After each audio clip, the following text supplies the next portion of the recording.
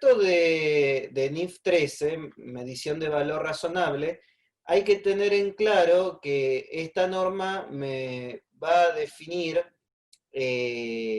cómo se estima el valor razonable. Cuándo y qué se mida valor razonable lo define cada norma NIF en particular, ¿sí? La NIF 13 no me va a dar un inventario, un checklist de todas las cosas que voy a tener que medir a valor razonable para poder decir que cumplo con NIF, sino que cuando alguna NIF me requiera usar valor razonable y no tengo una definición propia de valor razonable, como puede ocurrir con la NIF 2 sobre pagos basados en acciones, tengo que direccionarme a la NIF 13 para poder comprender cómo medir ese valor razonable.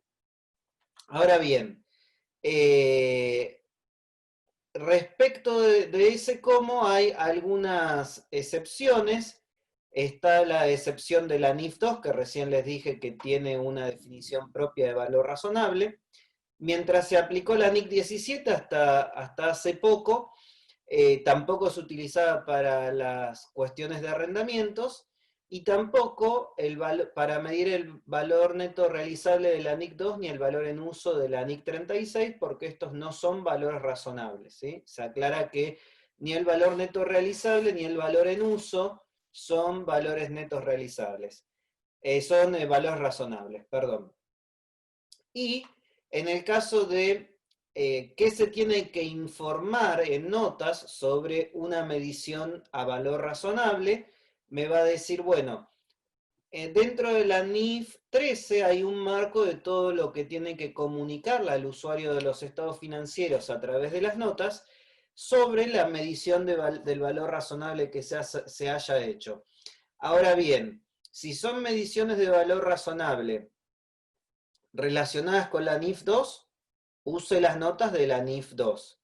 Y si son mediciones de valor razonable relacionadas con la NIC 19, acá estamos hablando de los activos que forman parte de un plan de pensiones, ¿sí? En la NIC 19, el pasivo del plan de pensiones se mide de acuerdo con un criterio actuarial y el activo se mide a valor razonable. Bueno, la medición de ese valor razonable sigue a la NIF 13. Pero lo que hay que decir en nota sobre la medición de ese valor razonable se guía por la NIC 19, no por la NIF 13. Lo mismo ocurre para la NIC 26, que ya no es cuando una entidad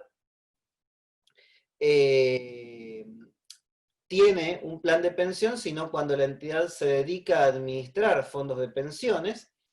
Y en relación con la NIC 36, las notas relacionadas con el importe recuperable, cuando ese importe recuperable se determinó no sobre la base del valor en uso, sino sobre la base del valor razonable menos los gastos de disposición, ¿sí?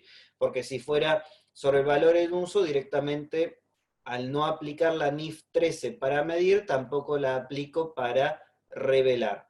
Pero cuando el valor recuperable, el importe recuperable, se mide sobre la base del valor razonable menos los gastos de disposición, en ese caso tengo que también remitirme a la NIF 13 para lo que tiene que ver con la información en notas. Y otra cosa importante es que la NIF 13 es una guía para aplicar otras NIF, no es un formulario o una recopilación de fórmulas de cómo medir el valor razonable, sino que presenta unos principios, unos enfoques, unos criterios generales que la entidad va a tener que respetar para asegurarse que se está cumpliendo el objetivo que el IASBI se propone cuando requiere usar el valor razonable como criterio de medición. La NIF 13, en el párrafo B2, va a decir que el objetivo de una medición del valor razonable consiste en estimar el precio al que tendría lugar una transacción ordenada para vender el activo o transferir el pasivo entre participantes del mercado en la fecha de medición y en condiciones presentes. Con lo cual acá hay algunas cosas que tenemos que remarcar. Primera cuestión, el valor razonable es una estimación. Por lo tanto, cuando la semana pasada hablábamos de la NIC 8, donde la NIC 8 se ocupaba de políticas contables, cambio en estimaciones contables y corrección de errores, dentro de esa segunda parte que tiene que ver con el cambio en las estimaciones, entra los cambios que se pueden generar en la forma de calcular el valor razonable. ¿Por qué? Porque puede ser que cierta información que ahora tengo sea mejor que la que antes tenía y tenga que cambiar el enfoque o el procedimiento para medir el valor razonable, o puede ser que alguna información haya dejado de estar disponible y tenga que buscar otra forma de estimar el valor razonable, pero al tratarse de una estimación, el cambio en el valor razonable siempre va a ser prospectivo.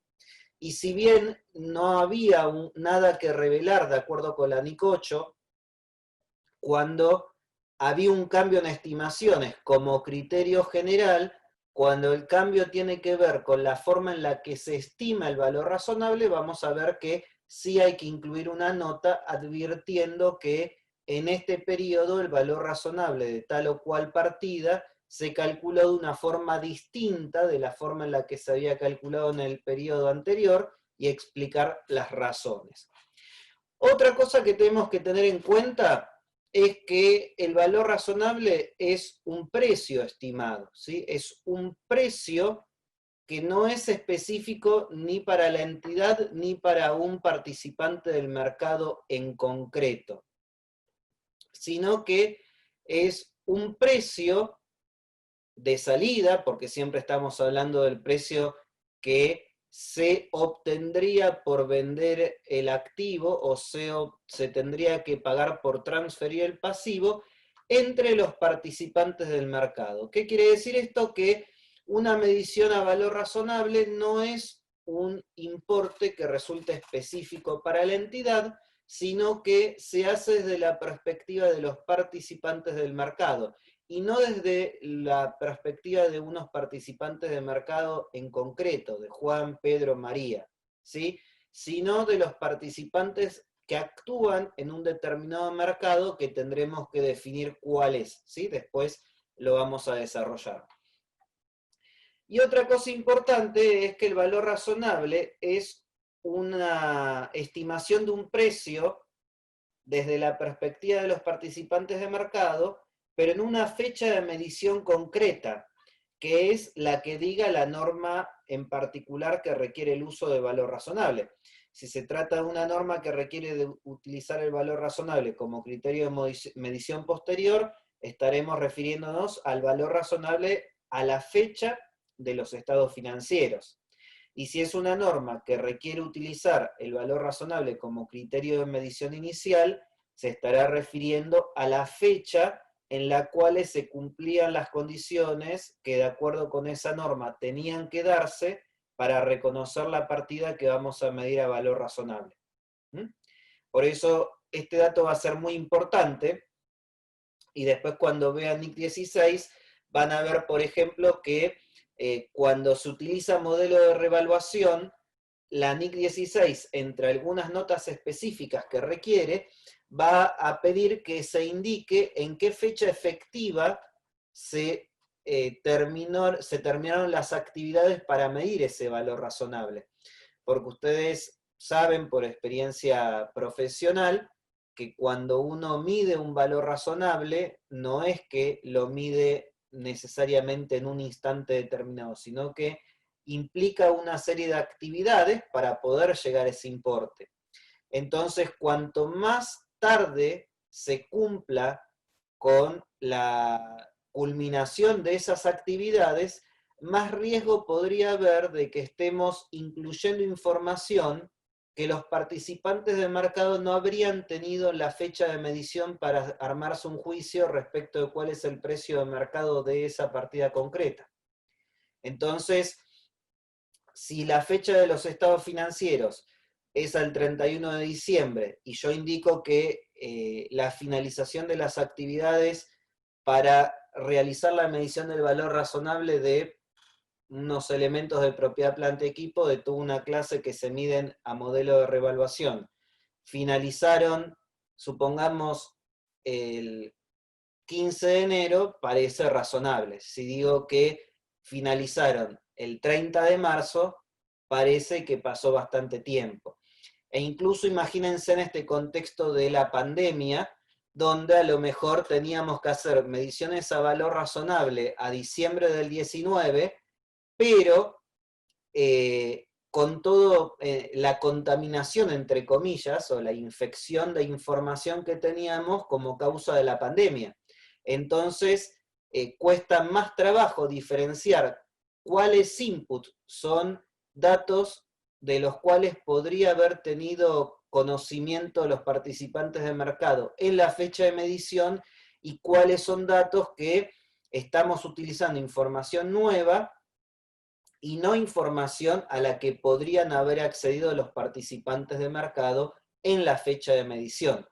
Entonces, por eso había una cuestión clave dentro del proceso de la pandemia y que en algunos casos en la práctica implicó algunas complicaciones, que era poder discriminar correctamente las mediciones de valor razonable que realmente reflejaban a aquellos datos que los participantes de mercados podrían haber conocido al 31 de diciembre de aquellas otras que incluían ya toda la información posterior, que no debería incluirla en la medida que no sea información confirmatoria de eventos que ya existían a la fecha de los estados financieros.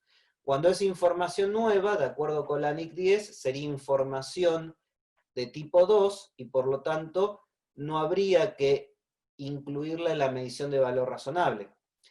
A lo sumo podremos informar que la medición de valor razonable al cierre es tal, pero que por eventos subsecuentes y que no existían a la fecha de cierre, el valor razonable de esas partidas durante el periodo en curso podría haberse modificado de forma significativa. ¿Sí? Por lo tanto, estimar el valor razonable requiere realizar unos juicios y aplicar unos criterios que no siempre es simple. El valor razonable, planteo una definición de valor razonable que es coherente con el objetivo que antes nos habíamos planteado en el párrafo B2 de la norma. Va a decir que valor razonable es el precio que sería recibido por vender un activo o pagado por transferir un pasivo en una transacción ordenada entre participantes de mercado en la fecha de medición. Por lo tanto, si uno quiere tratar de encuadrar esta definición de alguna forma, uno podría decir que el valor razonable es un precio teórico de equilibrio microeconómico, es decir, un punto en el cual la demanda está dispuesta a comprar y la oferta está dispuesta a vender, siempre considerando las limitaciones que cada parte podría tener o pudiera tener para acceder a información simétrica. Sabemos que en la realidad el acceso a la información no es simétrico. Cuando uno mide un valor razonable, lo que tiene que hacer es considerar algunos elementos que son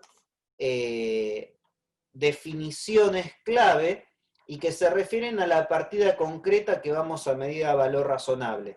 Lo primero que tenemos que tener en cuenta es qué activo o qué pasivo concreto vamos a medir, porque si bien el valor razonable atiende a un precio estimado desde la perspectiva de los participantes de un mercado, nosotros no estamos midiendo cualquier inmueble, cualquier activo biológico, cualquier grupo de activos mantenidos para la venta, sino que estamos midiendo un inmueble en concreto, unos activos biológicos en concreto, unos activos no corrientes mantenidos para la venta concretos. Por lo tanto, es importante comprender dónde está localizado el activo, porque eso tiene efectos sobre el precio que los participantes del mercado le asignarían, la condición de esa partida, supongamos que se trate de un activo no financiero, no sería lo mismo que la partida se trate de una máquina nueva a que se trate de una máquina con muchos años de uso. Y además hay que tener en cuenta restricciones para el uso cuando esas restricciones recaen sobre el activo y no sobre la entidad. Es decir, no hay que considerar cuestiones que afectan la venta del activo porque hay una afectación para la entidad concreta, sino hay que tener en consideración cuestiones que se refieren a la medición o las restricciones del activo en concreto. Alguien está levantando la mano. Yo creo que si no se modificaron los criterios de cómo vamos a ir trabajando, la idea es que las preguntas las puedan ir haciendo por medio del chat, ¿no? ¿Sigue siendo la misma metodología o los participantes preguntan a viva voz? Consulto a Alexei, no sé, o a Nancy si me pueden indicar cómo estamos trabajando. Sí, mi estimado Hernán, ¿cómo estás? Sí pueden hacer las consultas. ¿Sí? Sí, Bueno, por favor. entonces Jessica, que había levantado la mano, por favor, la escucho.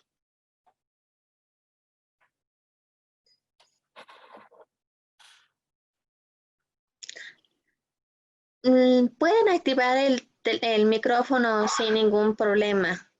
Nancita, no creo que es posible en los web activar los micrófonos. Me parece que solo pueden chatear. El seminario web tiene algunas características. No, si nos dan el nombre podríamos permitirle Activarle. hablar. Acá, Jessica Herrera dice, no tengo activo el micro. Posteriormente le envío la consulta. Bueno, está bien. Si quiere, escríbala por el chat, así podemos verlas todos, Jessica, ¿sí? Luego, la otra cuestión que vamos a tener que definir es dónde ocurre la transacción, porque nosotros venimos diciendo que el valor razonable es un precio estimado de mercado. Por lo tanto, esa transacción tiene que ocurrir en un mercado determinado. Entonces vamos a tener que definir un mercado de referencia. Y la norma va a decir que el mercado de referencia va a ser el mercado principal, es decir, aquel donde hay mayor cantidad de transacciones para eso que estoy tratando de medir, y en ausencia de un mercado principal, recién voy a recurrir al mercado más ventajoso. Entonces queda claro que acá no es uno o el otro, sino que es primero el mercado principal y en ausencia de un mercado principal el mercado más ventajoso. ¿Por qué tiene prioridad el mercado principal sobre cualquier otro? Porque ustedes piensen que en una interacción de mercado, si hay miles de participantes que están comprando y vendiendo un determinado producto, es más posible y hay menos riesgo de que una transacción en particular afecte el precio de ese mercado, ¿sí? Es decir, cuando los mercados son muy pequeños y tienen poco nivel de transacción, una sola transacción puede terminar sesgando el mercado. Pensémoslo de la siguiente manera. Cuando uno va a buscar el precio al que se negocian las acciones de una empresa en la bolsa de valores, en realidad el valor al que uno accede es el último valor al que se negoció esa acción. Entonces, ¿qué ocurre? Si la acción tiene mucha comerciabilidad, es decir, tiene mucha rotación, es mucho menos probable de que eso esté sesgado porque una sola parte intervino haciendo una operación y fijando un precio que no tiene que ver con lo que surge de miles de participantes actuando, con lo cual, si yo tengo que esa misma acción cotiza en la Bolsa de Buenos Aires, por poner un ejemplo, y cotiza en la Bolsa de Nueva York, pero en la Bolsa de Nueva York esa acción no tiene movimiento, casi no hay operaciones de compra-venta, mientras que en la Bolsa de Buenos Aires hay de un determinado nivel de operaciones de compra-venta, el mercado de referencia que voy a tener que tener en cuenta es la Bolsa de Comercio de Buenos Aires, no la de Nueva York, por más de que se trate del mismo activo. Ahora, si fuera que hay iguales niveles de transacciones en ambos mercados, entonces ahí sí me voy a referir al mercado más ventajoso. O en ausencia de un mercado principal, porque no se trata de un elemento que tenga un mercado activo. Pero siempre que exista un mercado activo, tengo que tener como prioridad aquel donde hay mayor volumen de transacciones. Ahora ustedes me podrán preguntar, ¿qué se entiende por un volumen de transacciones aceptable para considerar que el mercado es principal? Bueno, en realidad eso no lo indica la norma, pero eso tiene que ver con que siempre uno tiene que considerar que la transacción se hace en condiciones de mercado ordenado. Les pongo un ejemplo que me pasó hace no mucho. En Argentina existen unas operaciones que se hacen con instrumentos financieros dolarizados para poder acceder a moneda extranjera porque hay restricciones para poder acceder a la moneda extranjera. Entonces, ¿cómo sería la transacción? Supongamos que yo tengo la posibilidad de comprar un bono o una acción que se negocia tanto en pesos como en dólares, ¿sí?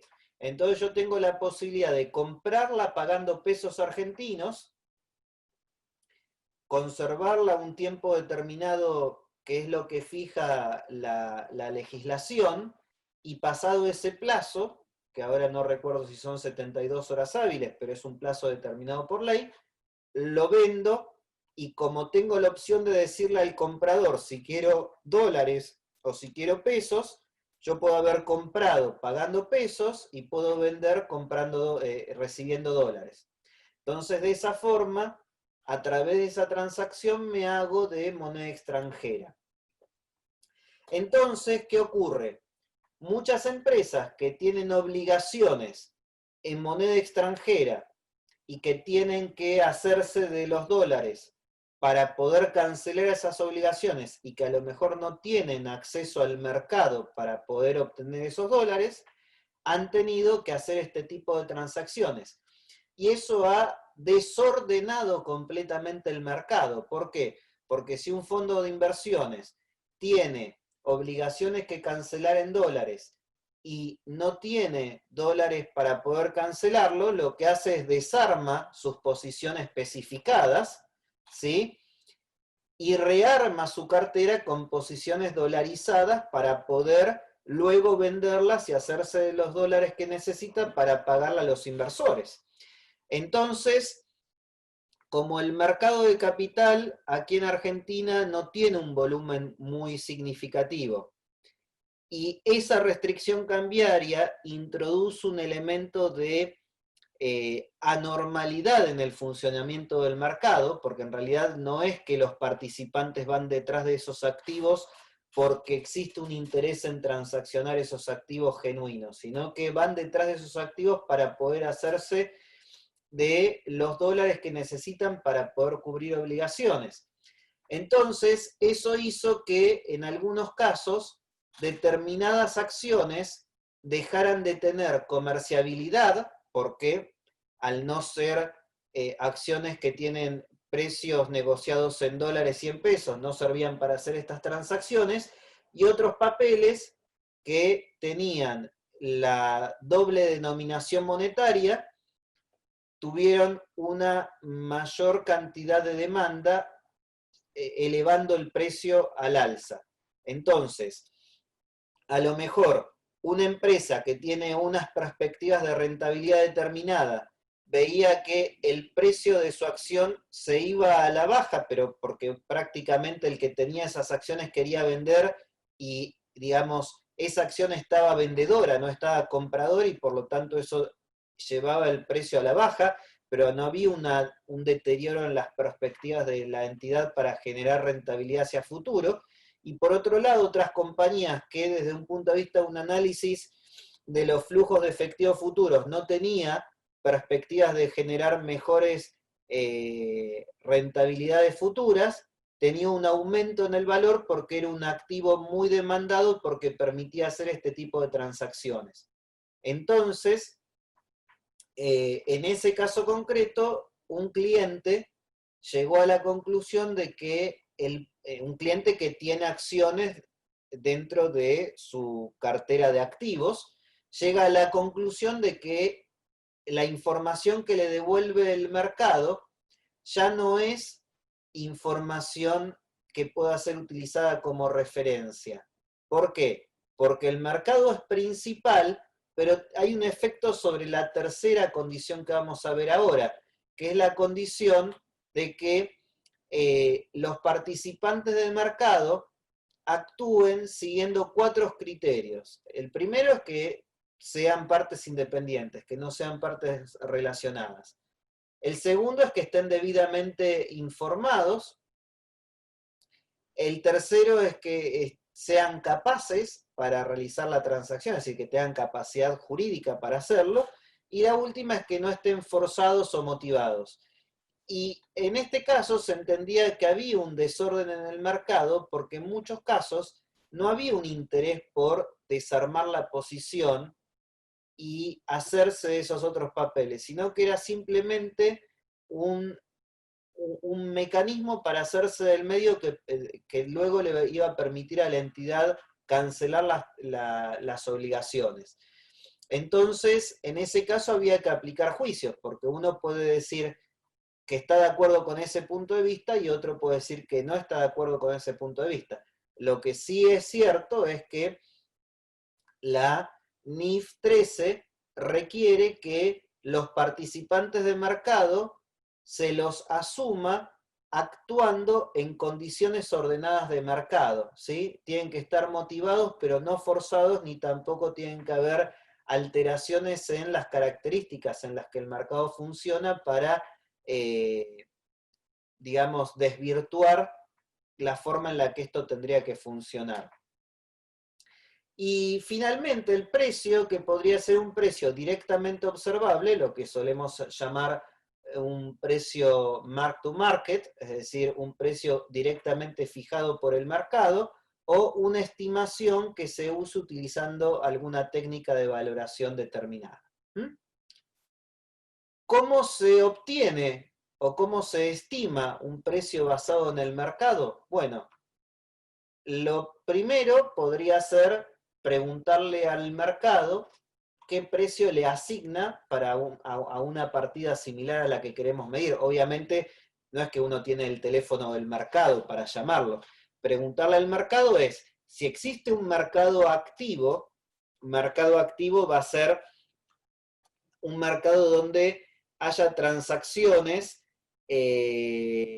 para los activos y pasivos que estamos tratando de medir, que tengan una frecuencia y un volumen suficientes para proporcionar información de cara a fijar precios sobre una base continua.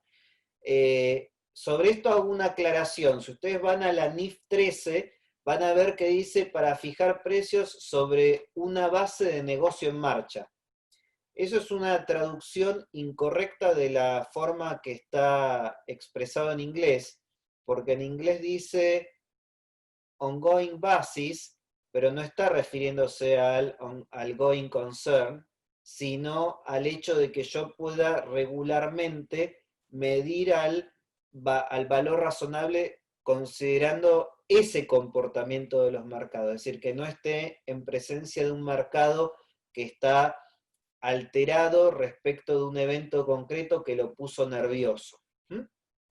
Ustedes saben que los mercados son muy sensibles y ante cualquier señal confusa, los mercados suelen retraerse, suelen tomar comportamientos extraños, y si ese comportamiento no sería esperable que se replique para condiciones replicables, quiere decir que el mercado no está activo.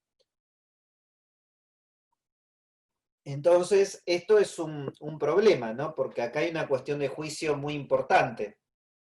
Con este tema de la pandemia, si ustedes se fijan, el precio de muchas acciones cayó de una forma muy significativa, el valor de cotización, durante el primer trimestre de este año, hacia finales de este trimestre, y cuando había que preparar los estados financieros del primer trimestre, el de 31 de marzo del 2020, muchas preguntas que aparecían por parte de los clientes era si había que cambiar el criterio de estimación del valor razonable, siendo que el mercado estaba actuando en unas condiciones que no eran las condiciones regulares. Pero había por lo menos dos argumentos para sostener que no en ese caso.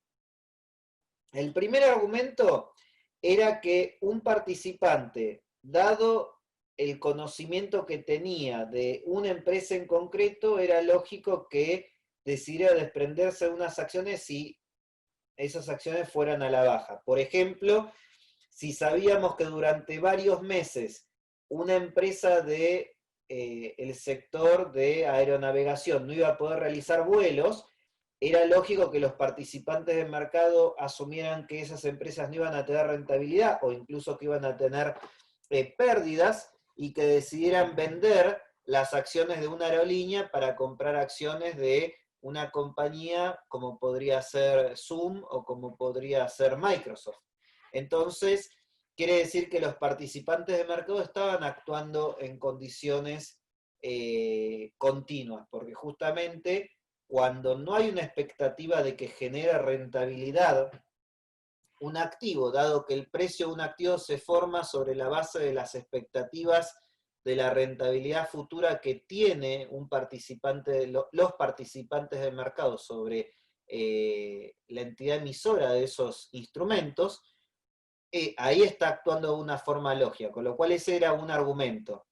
Y otro argumento más pragmático era, bueno, veamos qué ocurre en el segundo trimestre, porque a lo mejor esta caída es momentánea y en realidad después se recupera.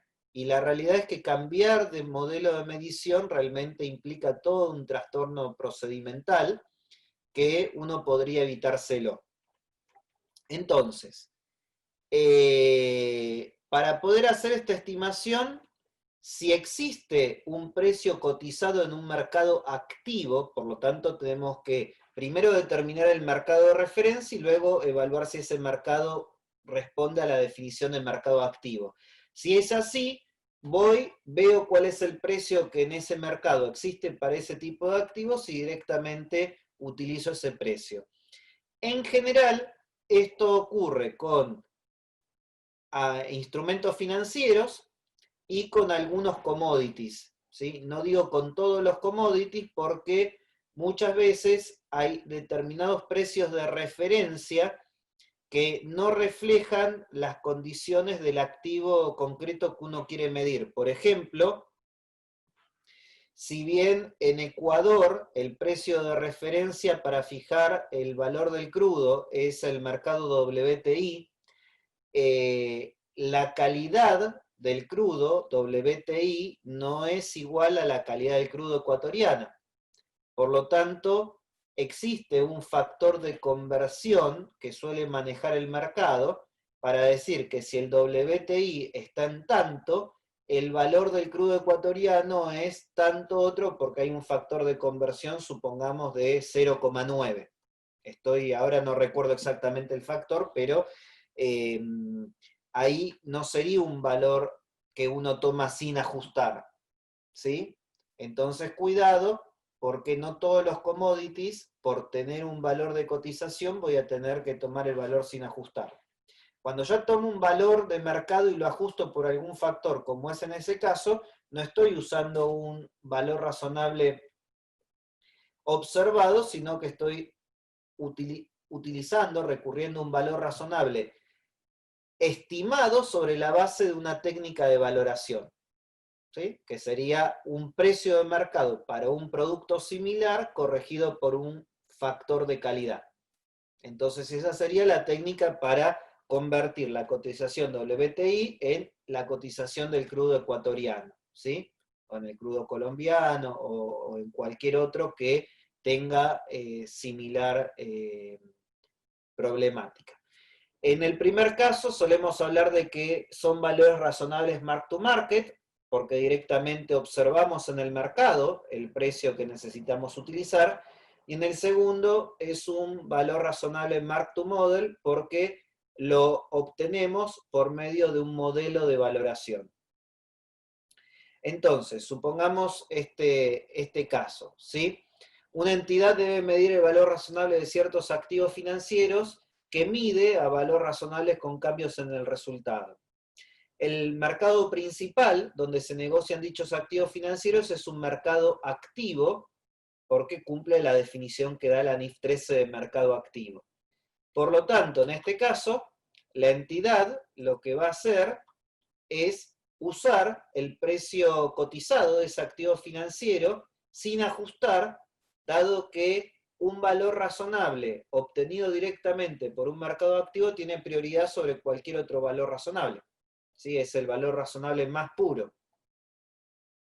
Ahora, supongamos que los hechos son iguales que en el ejemplo anterior, pero en este caso el mercado ha dejado de estar activo. Ya no es un mercado que tenga la capacidad de proporcionar información en frecuencia y volumen sobre una base de cálculo continuo. En este caso, la entidad va a tener que emplear alguna técnica de valoración, ¿sí? Podrá ser tomar el valor de cotización que hoy tenemos y ajustarlo por algún coeficiente de comerciabilidad, o poder tomar el valor de esa acción y buscar otra acción que históricamente sabemos que acompaña al comportamiento de la acción que perdió comerciabilidad, para poder trazar una curva y ver cómo se habría comportado el precio replicando el comportamiento de la otra acción que conserva el mercado activo.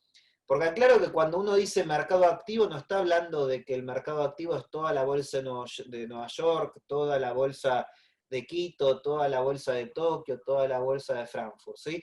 Está diciendo dentro de la bolsa el segmento en el cual se negocia un activo concreto.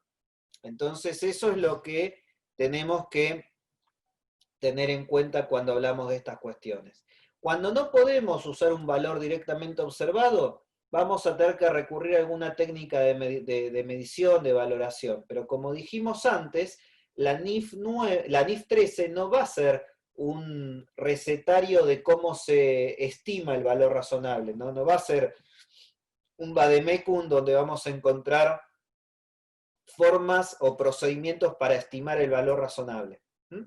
Lo único que va a dar la norma es un principio general, que es cuando usted seleccione una técnica de valoración, asegúrese de que esa técnica de valoración, que tiene que ser realista, tiene que poder utilizarse en función a las circunstancias concretas y considerando la información que está disponible, cualquiera sea la técnica que cumple esa característica, siempre va a tener mejor, o va a dar cumplimiento de mejor forma a la NIF 13, aquella que maximice el uso de datos de entrada observables que sean relevantes, aquella que minimice el uso de datos de entradas no observables, ¿sí?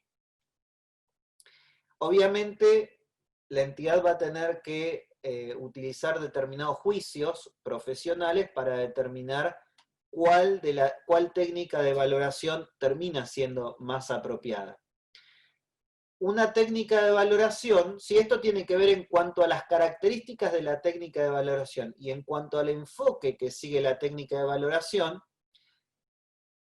una entidad podría recurrir a una técnica de valoración que se basa en un enfoque de mercado, que sería el caso que yo les decía antes, ¿no? Tomar el precio del crudo WTI corregido por un factor de calidad de petróleo, es un enfoque de mercado, o tomar el precio de una acción y corregirlo por la evolución del precio de otra acción con la cual históricamente guardó paridad y que tiene todavía un mercado activo. Todo eso son enfoques de mercado, donde yo tomo datos de mercado y los ajusto, le incluyo algún tipo de ajuste para poder llegar al valor razonable. El enfoque del costo en realidad tiene un nombre más largo, que es el enfoque del costo de reposición de la capacidad de servicio presente, y se utiliza para activos no financieros. Tiene como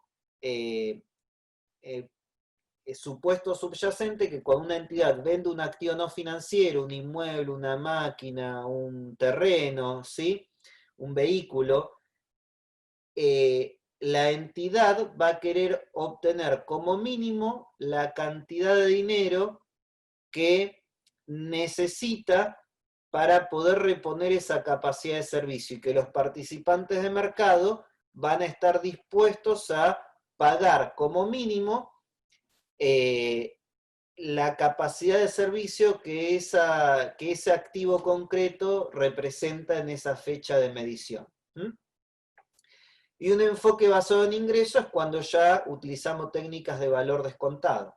Por eso cuidado, porque muchas veces cuando decimos hay que medir a valor razonable, solemos confundir que o bien observamos el valor razonable, o bien trabajamos con un flujo de efectivo descontado, y en realidad no es correcto. En realidad la dicotomía es, ¿trabajamos con un valor razonable o trabajamos con un valor razonable directamente observado, o trabajamos con un valor razonable construido sobre la base de una técnica de medición de valoración? Y esa técnica de valoración puede apoyarse en cualquiera de estos tres enfoques. Ninguno de estos tres enfoques tiene una jerarquía o una prelación por sobre otro. La prelación se la da en la característica general. Por ejemplo, si una entidad para aplicar el enfoque del costo tiene que realizar más juicios que para aplicar el enfoque de mercado, porque en el enfoque de mercado tengo datos disponibles en el mercado, entonces va a tener prioridad el enfoque de mercado, pero no porque se trate del enfoque de mercado, sino porque ese enfoque va a estar maximizando la cantidad de información observable relevante que conforma el modelo de valoración, ¿sí? Por el principio general que vimos en la slide anterior. Entonces, cuando una entidad tiene que medir un valor razonable utilizando una técnica de valoración, o directamente observándolo, va a poder basarse en un dato de entrada nivel 1, que es cuando el dato surge directamente del mercado, así como está lo empleo.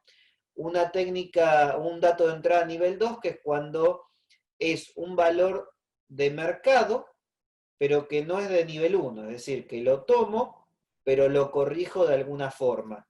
Y los datos de entrada nivel 3 son cuando directamente no son observables.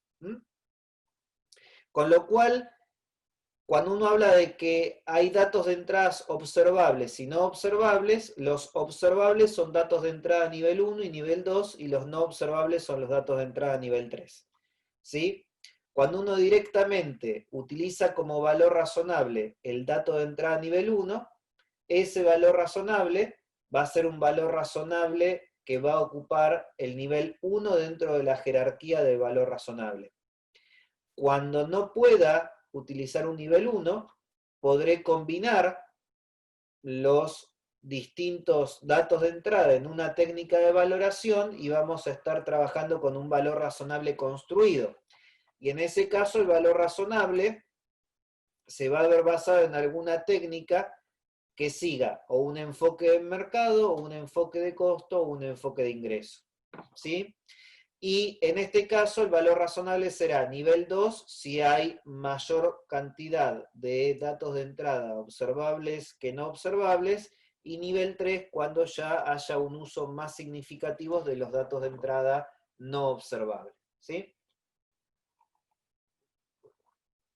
Esto no es solamente una clasificación teórica, sino que la NIF 13 requiere que una entidad en una nota informe las mediciones de valor razonable que se usaron, discriminadas por nivel dentro de la jerarquía de valor razonable, porque eso es muy útil para el usuario. Supónganse que yo soy un usuario de los estados financieros de una empresa que tiene una cantidad de activos significativa medida a valor razonable, y cuando voy a la nota de jerarquía de valor razonable veo que ese valor razonable de esos activos significativos dentro de balance son valor razonable nivel 3. Con lo cual, si yo soy un analista conservador, podría tratar de excluir los resultados que proceden de medir ese activo de mis análisis de rentabilidad, porque hay mucho dato interno de la compañía. En cambio, si es nivel 1 y voy a la nota para entender cuál es el mercado de referencia, a lo mejor me satisfaga ese dato e incluya la ganancia o pérdida por medición a valor razonable, dado que no hay un riesgo de sesgo informativo. Entonces, esa nota es muy útil para el que analiza la información financiera y quiere comprender los riesgos asociados a el proceso de medición. Una cosa importante es que, como habíamos dicho antes, hay algunas normas que en el momento inicial requieren utilizar el valor razonable, y hago una aclaración. La norma tiene que pedir que algo se mida en el momento inicial a valor razonable. No es que cualquier partida que yo vaya a medir voy a tener que compararla con su valor razonable en la fecha de reconocimiento. No, no es eso. Lo que estamos diciendo es, por ejemplo, pongamos un caso concreto. En la fecha de reconocimiento inicial, una entidad tiene que medir a un activo biológico sobre la base del valor razonable menos los gastos de venta, ¿sí? Entonces el activo biológico en ese momento ya lo mide al valor razonable. Ahora, ¿qué ocurre si la entidad paga por ese activo un precio que difiere del valor razonable? Porque el valor razonable lo mide desde la perspectiva del mercado, pero el precio es lo que pagó efectivamente y tiene que ver con su negociación con quien le vendió el activo biológico. Supongamos una entidad que está comprando, no sé, un animal reproductor para una hacienda de cría. Bueno, a lo mejor compro los reproductores a un valor determinado, y ese valor determinado, ese precio que pago por los reproductores, no es coincidente con el valor razonable. ¿Por qué? Porque a lo mejor el que me vendió los reproductores tenía mucha necesidad de vender porque necesitaba cancelar unas deudas, y como yo sabía eso, puede ser que haya abusado de mi posición beneficiada en esa transacción y haya podido comprar a un valor más bajo que el valor de mercado. En ese caso, la salida del recurso financiero, sea banco, sea caja, va a ser lo que salió, es decir, el precio, pero si el criterio de reconocimiento inicial es valor razonable, yo voy a tener que describir al activo en el momento inicial por el valor razonable. Entonces voy a tener una diferencia entre el movimiento deudor de ese registro y el movimiento acreedor. La diferencia entre el valor razonable en el momento inicial y el precio se tiene que reconocer en resultados, excepto cuando una NIF particular requiere algo diferente. Por ejemplo,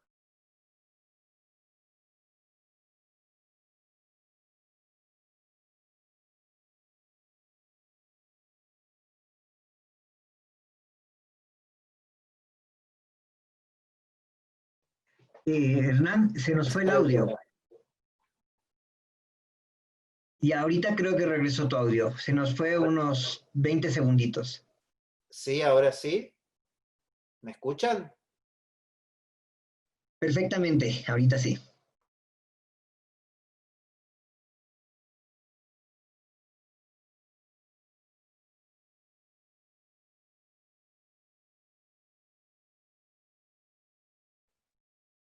Nuevamente se nos quedó congelada la imagen, estimado Hernán. A ver, voy a dejar de compartir imagen para ver si eso alivia un poco la transmisión. Ahí se escucha bien, no se corta. No, nada, ahorita está muy bien todo. Bien, bueno, entonces voy a dejar de compartir porque a veces cuando hay mucha gente conectada, si se comparte imagen y video, se corta un poco el ancho de transmisión, ¿sí? Entonces, lo que les decía es, precio en el momento inicial no es igual a valor razonable. Si la norma dice que hay que usar valor razonable, la diferencia entre el precio y el valor razonable la reconoceré en el resultado, salvo que la norma concreta me pida algo diferente. Y luego hay toda una cantidad de información, que no la vamos a mirar toda, que hay que revelar en notas sobre la medición de valor razonable, ¿sí? Y acá hago un llamado a la lectura de toda esta información, no del PowerPoint, sino de la NIF 13. ¿Por qué?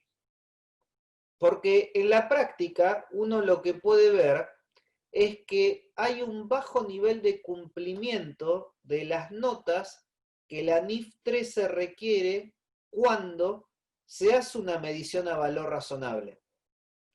Entonces, ¿por qué hago un llamamiento? Porque para poder mejorar, ya sea nuestra tarea como preparadores de estados financieros o como auditores de estados financieros, es importante que tengamos en cuenta que hay unos requerimientos de información a revelar que exige la NIF 13 cuando por requerimiento de cualquier otra norma tengo que utilizar valor razonable. Siempre tengo que acordarme que si usé la NIF 13 para medir, salvo los casos que vimos al comienzo, también tengo que revelar ciertas cosas que me exige la NIF 13.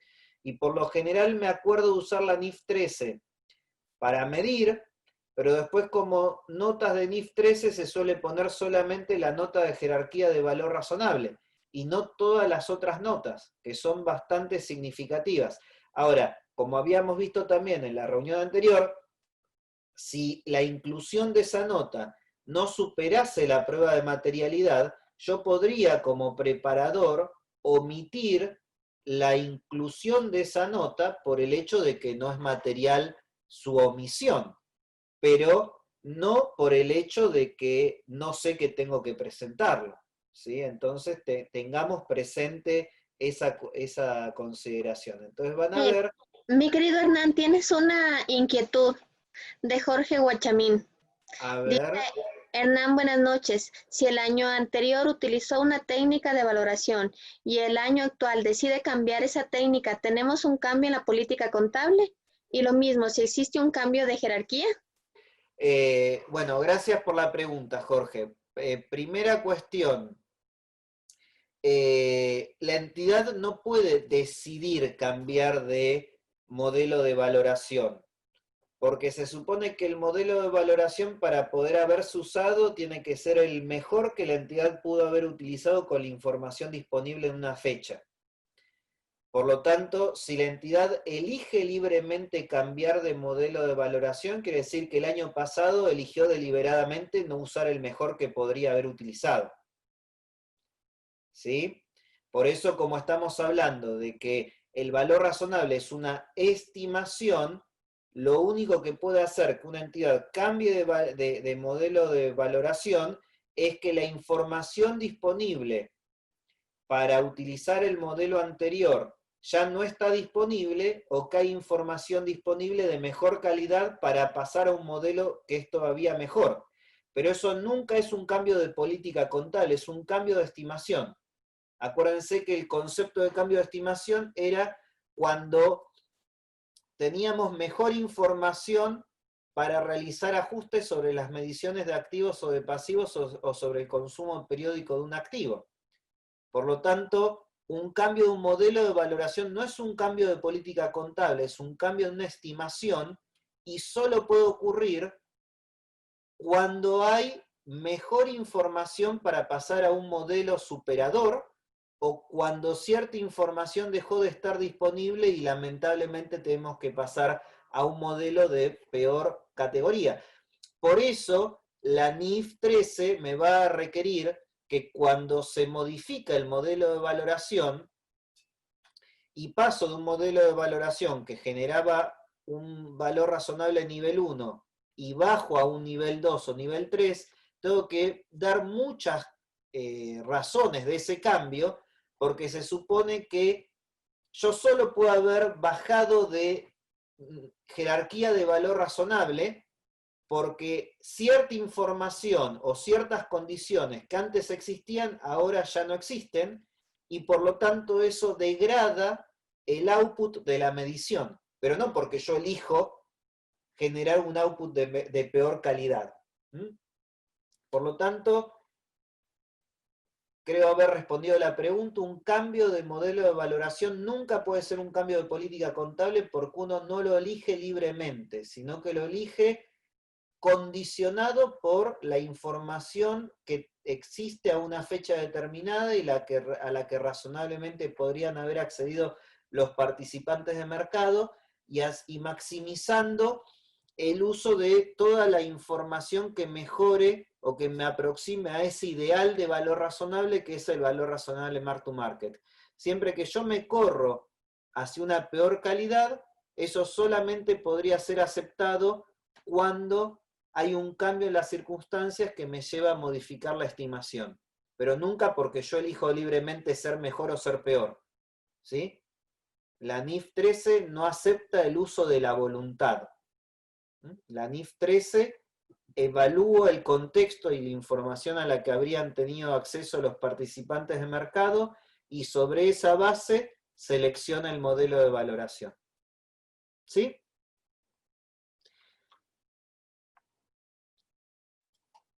Entonces, fíjense que cuando hay una transferencia de activos desde nivel 1 y nivel 2 hacia otra categoría distinta, es decir, cuando voy degradando, pues si voy de nivel 1, quiere decir porque pasé a nivel 2 o nivel 3, y si transfiero desde nivel 1, es porque desde nivel 2 puede ser o porque mejoré o porque reduje, pero tengo que hacer una nota y brindar razones de ese cambio, ¿sí? en el método. De hecho, fíjense que acá, cuando hay mediciones nivel 2 y nivel 3, tengo que explicar, y acá me va a decir en el tercer punto, si ha cambiado el método y las razones. Y la razón nunca puede ser porque a mí se me ocurre, pero una aclaración, cuando yo cambio el método, como es un cambio de estimación, el cambio siempre es prospectivo, es decir, no afecta la información comparativa, porque el año anterior yo no podría haber aplicado un método diferente, porque se supone que apliqué el mejor método que podría haber aplicado con toda la información disponible a la fecha de los estados financieros. Después tengo que presentar una serie de conciliaciones para las partidas que se miden a valor razonable al comienzo y al final del periodo, para entender qué afecta a la ganancia y a la pérdida, qué afecta al ORI, qué afecta al patrimonio, cuáles son aumentos por compras nuevas, emisiones, liquidaciones, transferencias entre categorías. Tengo que describir los modelos de valoración más significativos que se hayan utilizado. Eso es una descripción narrativa, donde tengo que explicar el modelo. Tengo que brindar información narrativa sobre sensibilidad de cambios a la medición en el valor razonable cuando son datos de entrada no observables, y cuando se traten de activos financieros y pasivos financieros, ya esa información no solamente tiene que ser narrativa, sino que además la tengo que cuantificar. Entonces, fíjense, hay que poner una nota de sensibilidad, por ejemplo, a una tasa determinada que hayamos utilizado para utilizar un flujo, para descontar un flujo de efectivo, o una hipótesis determinada de crecimiento que hayamos considerado para estimar un flujo de caja, o un factor de conversión que hayamos utilizado para ajustar la calidad de un commodity conocido a un commodity que no es exactamente el mismo en calidad y localización. O en todo eso tenemos que explicar qué tan sensible es el modelo a esos datos de entrada, y cuando estamos afectando a activos y pasivos financieros ya solamente no es que tengo que explicarlo narrativamente, sino que tengo que poner una nota diciendo, bueno, si me muevo en ese elemento que es sensible para un lado o para el otro, el efecto en la medición habría sido de tanto. Por lo tanto, el efecto en resultados y en el patrimonio habría sido de tanto y de tanto otro. ¿Sí? Entonces acá se pueden presentar notas de sensibilidad en forma de, pongo 3 escenarios o un histograma de simulación Monte Carlo, o como se les ocurra, ¿sí? También información sobre el máximo y mejor uso, pero eso me lo reservo para la parte de activos no financieros que vamos a ver luego.